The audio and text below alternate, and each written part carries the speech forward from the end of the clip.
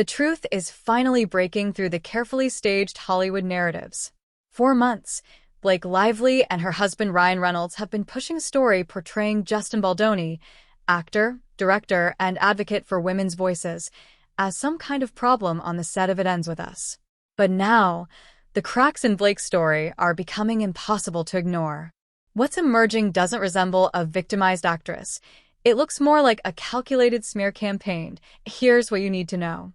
Blake's longtime publicist, Leslie Sloan, recently filed new court papers demanding millions in attorney fees from Wayfair, Baldoni's company. Sloan claimed she was falsely accused of spreading damaging stories about Baldoni. But the evidence tells a very different story. Daily Mail reporter James Vitusa submitted a declaration directly undercutting Sloan's defense. He admitted that Sloan had fed him negative stories about Baldoni long before Wayfair's PR team was even involved. Emails and text messages show Sloan actively planting damaging narratives, portraying Baldoni as controlling, lazy, and dismissive of Blake's creative input. These weren't accidental miscommunications. They were deliberate storylines crafted to damage Baldoni's reputation and cast Blake as a victim. Even more, Sloan and Blake's team attempted to spin a single ambiguous text as a smoking gun proving their innocence.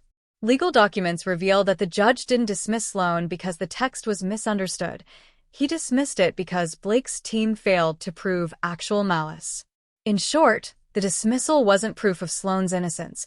It was proof that Blake's strategy didn't hold. By pushing this new motion, Blake and Sloan may have inadvertently opened a door for Wayfair to fully expose their evidence. And once the extent of this smear campaign comes to light, the fallout could be significant. The playbook is clear. Blake Lively and Leslie Sloan weren't merely reacting to rumors. They were manufacturing them. Leaked emails and documents show Sloan feeding stories directly to the Daily Mail. These weren't harmless tidbits. They were carefully designed poison pills aimed at Baldoni. Here's how it worked.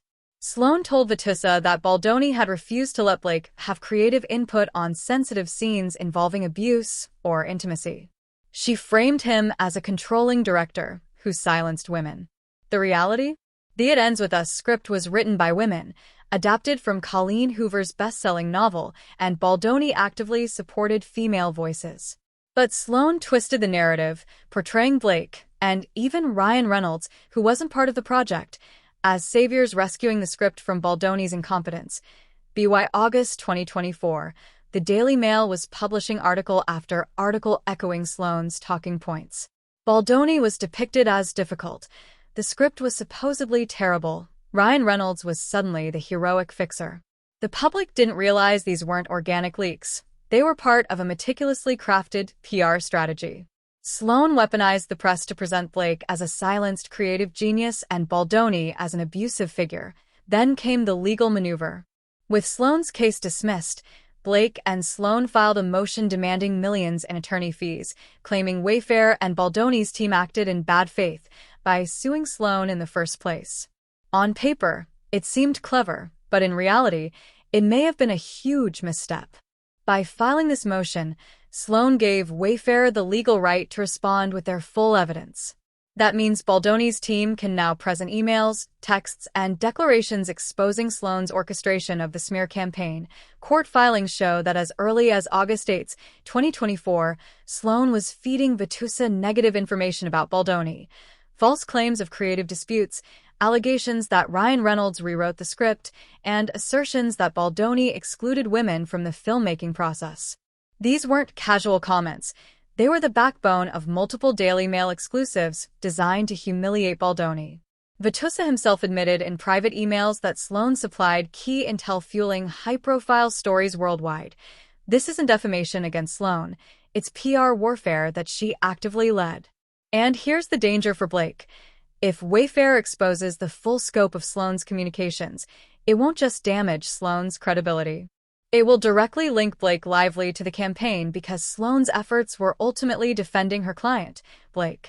Following the trail of influence, another name surfaces, Ryan Reynolds. While Leslie Sloan was supplying negative headlines to Vitusa at the Daily Mail, Reynolds was reportedly involved behind the scenes, coordinating efforts with his wife's team.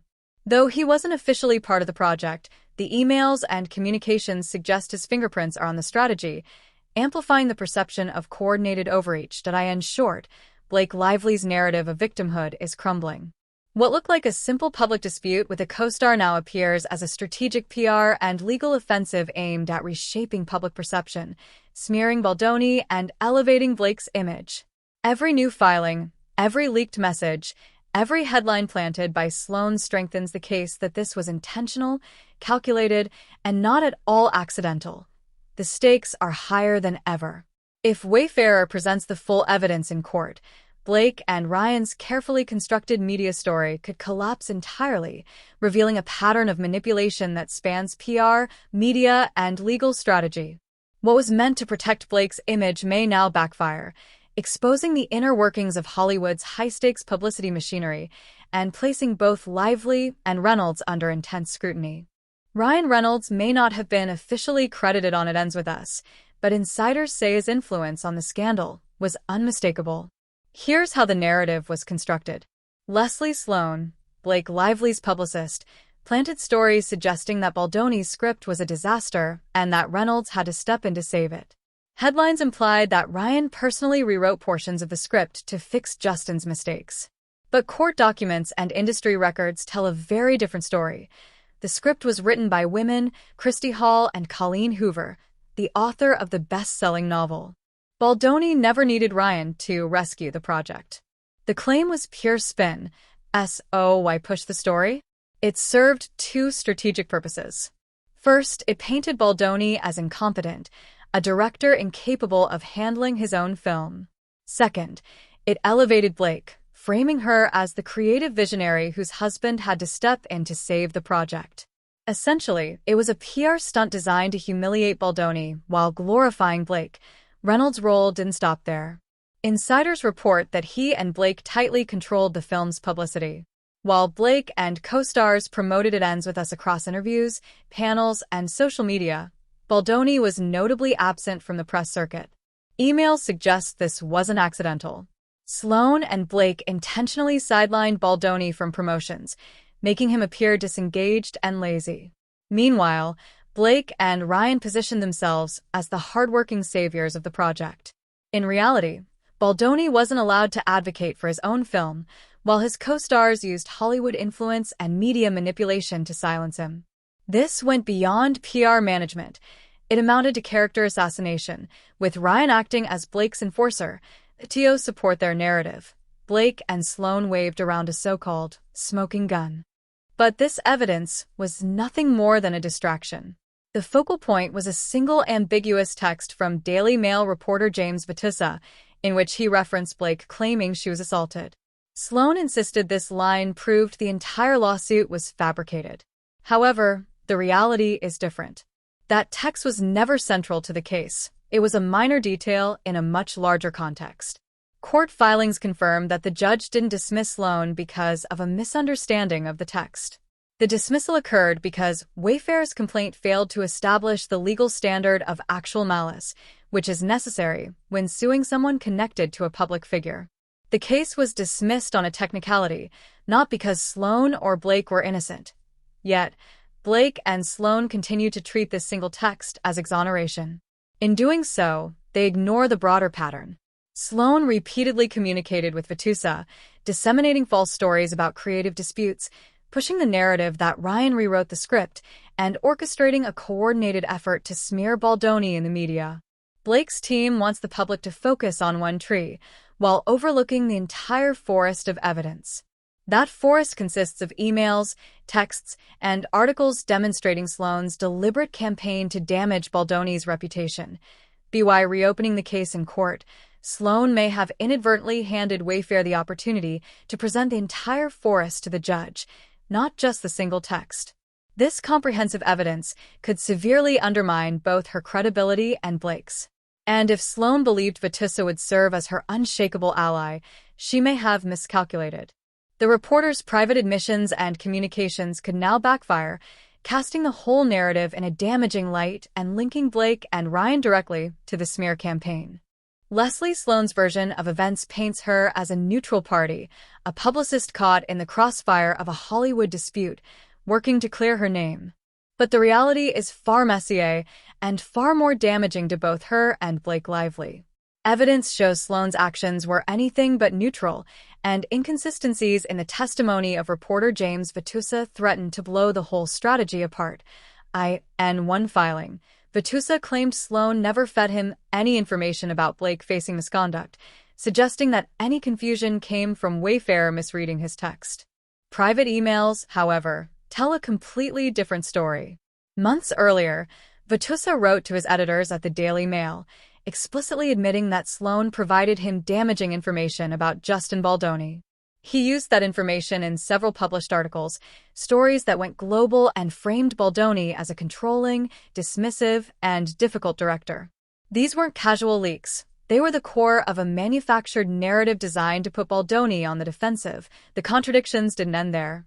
Text messages reveal that Vitusa complained about being pressured by Sloan to sign declarations that protected her interests while leaving him exposed. He warned that if the truth emerged, it would be shocking. In court, credibility is everything.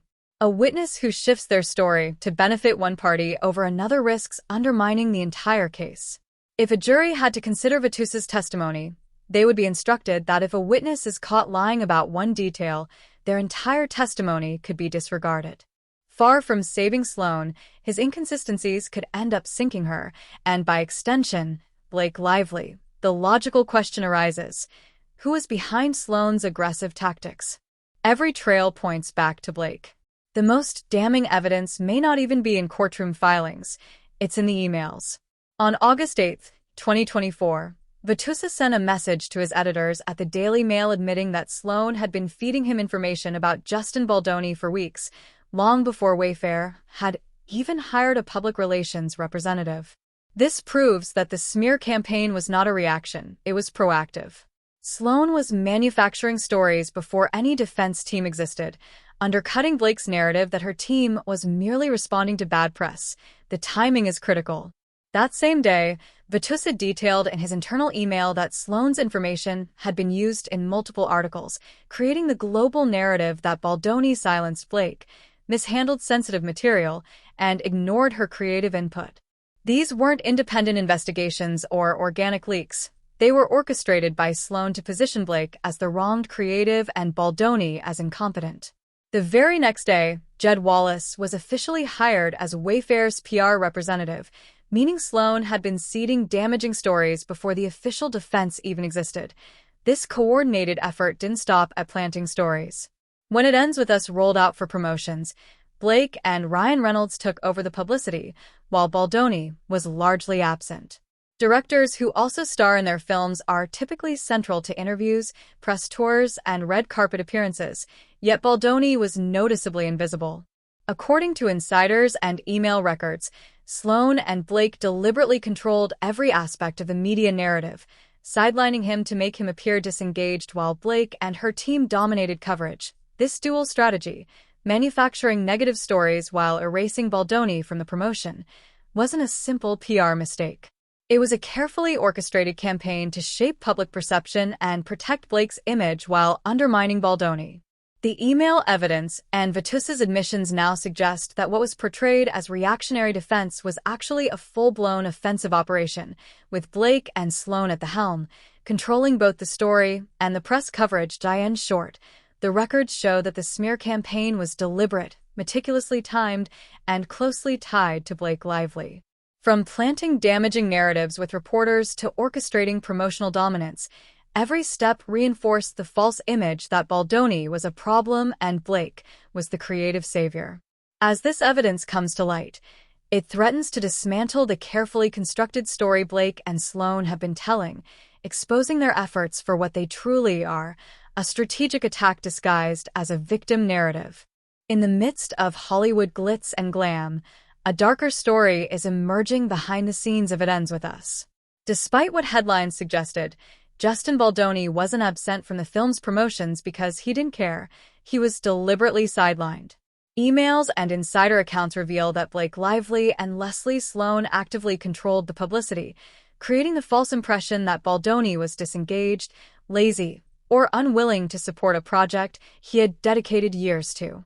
Meanwhile, Blake and Ryan Reynolds took full control of the narrative. Blake positioned herself as the creative driving force behind the film, while Ryan, who had no official role, was depicted as the secret hero who saved the script. Together, they turned the PR campaign into a calculated power play. Blake the visionary, Ryan the fixer, and Baldoni the deadweight. Leaked documents now reveal the full scope of the strategy. Baldoni's absence from press events wasn't accidental, it was orchestrated. This wasn't about promoting a movie, it was about rewriting reality, elevating Blake and Ryan while systematically erasing Baldoni from his own project. And the court filings show that their desperation might finally backfire. Blake Lively and Leslie Sloan are pursuing one thing: money. Sloan has filed a motion demanding millions in attorney's fees, claiming that the lawsuit against her was baseless and filed in bad faith. On the surface, it looks like a victory lap. The case against Sloan was dismissed, so now she wants to cash in, but that move could expose them to far greater risk. By filing this new motion, Sloan has opened the door for Wayfarer to respond.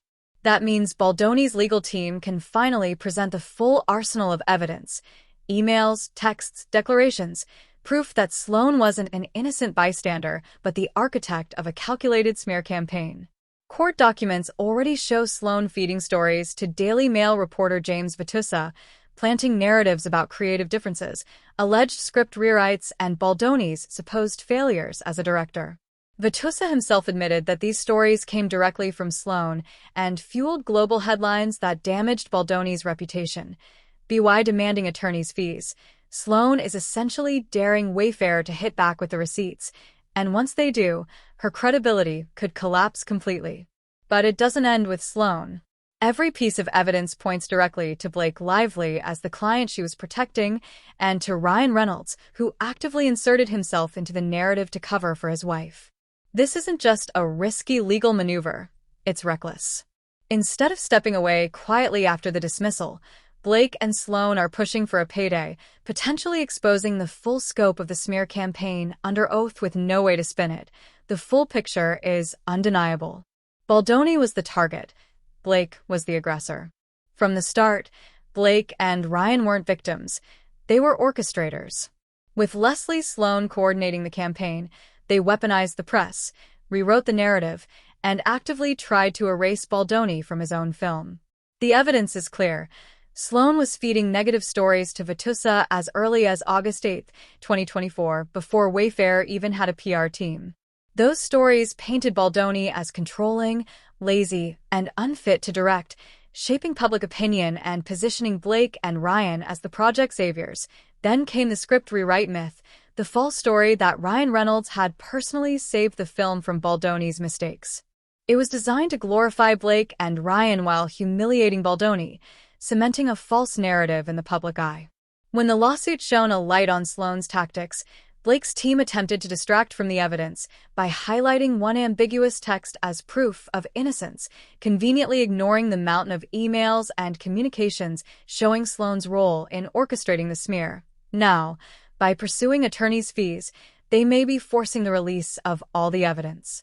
Every email, text, and declaration could come to light, revealing how Blake and Ryan leveraged their influence to manipulate media coverage, tarnish a colleague's reputation, and silence him in his own project. For Baldoni, this has been about defending both his career and the truth. Ultimately, Blake's control over the narrative may have given her temporary power, but the evidence threatens to turn the tide.